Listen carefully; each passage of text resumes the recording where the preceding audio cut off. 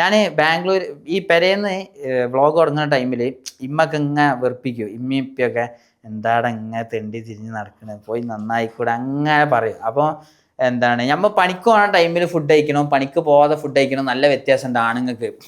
അപ്പോൾ ആ ടൈമിൽ എന്നൊക്കെ പറഞ്ഞാൽ പെരേന്ന് അങ്ങനെ സപ്പോർട്ടൊന്നും ഉണ്ടാവില്ല. കാരണം ഓരോ വിചാരം ഇതിനൊന്നും അമ്മ ഒന്നും വേറെ കാര്യമൊന്നുമില്ല. അങ്ങനെ ഞാൻ കഷ്ടപ്പാടുകൊണ്ട് എൻ്റെ പേഷ്യൻ പ്ലസ് ആയിട്ട് ബാംഗ്ലൂർക്ക് പോയി.